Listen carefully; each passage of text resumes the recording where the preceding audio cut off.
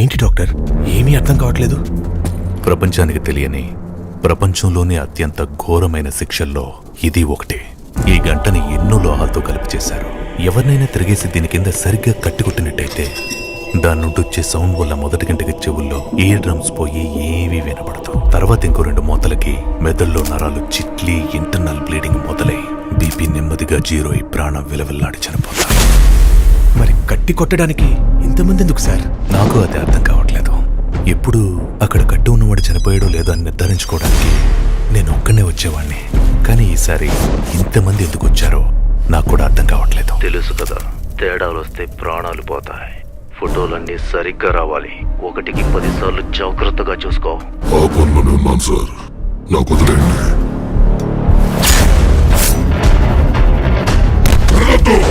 నాకు చిరాకు. ఒక కాపరి పోయినంత మాత్రాన వచ్చిన నష్టం ఏమీ లేదు. ఒళ్ళు దగ్గర పెట్టుకుని మీ పని మీరు కానివ్వండి.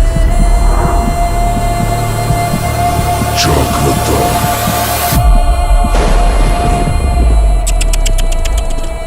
కాబోలో ఎందుకు?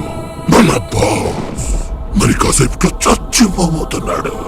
ఈ ముగింపే ఆయన ఓటమి.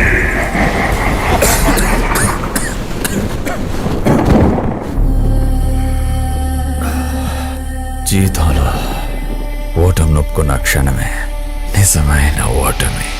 రే, నన్ను చూస్తే ఒప్పుకునే వాళ్ళ కనిపిస్తున్నాను అంటావా? అయినా చావు గురించి మాట్లాడుతున్నావు కదా, నిన్నొకటి అడుగుతా.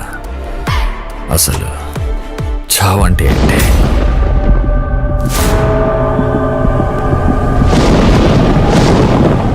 అది నీకు చావకుండానే ఎలా తెలుస్తుంది?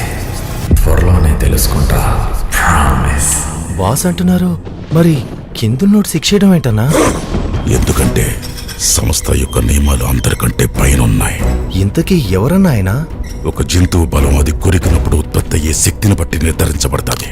ఒక సాధారణమైన మనిషి కొరికితే చదరపు అంగుళమంత చోటు మీద దాదాపు 150 పౌండ్ల ఫోర్స్ పడుతుంది. అదే ఒక పెద్ద సింహం కొరికితే దాదాపు 650 పౌండ్ల ఫోర్స్ పడతాది.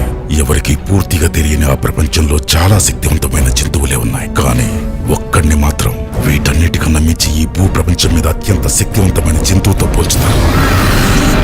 అది కొరికితే అక్షరాల 40,000 పౌండ్ల ఫోర్స్ పడతాది. 40,000 పౌండ్ల అంటే 100 సింహాలు ఒకేసారి కొరికినట్ట? ఏంటన్నది? దాని పేరే మెగా లోడాన్. మెగాలో డాన్ అంటే పెద్ద పెద్దోళ్ళు డాన్ అన్నా? పోనీ అలాగే అనుకో.